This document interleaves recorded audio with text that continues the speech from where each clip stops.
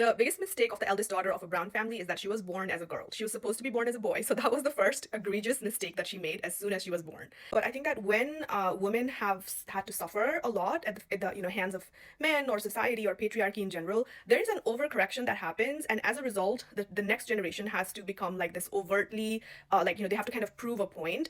Bobita was like so hell bent on her daughters also working in the movie business that she sent Karishma to work into the movies like at a very young age. I think Karishma did her first movie when she was like 15 or 16. Like, that's way too young. The whole marriage was also orchestrated by her family, especially her mother, because, her engagement with Abhishek Bachchan fell apart, and within 6 months, her marriage was like, orchestrated marriage, like how abusive Sanjay Kapoor was to Karishma. And the fact that she was married to that man for 10 years, despite finding out, like, during the honeymoon, right after she got married, that he was so abusive and his mother was so controlling, is just nuts to me.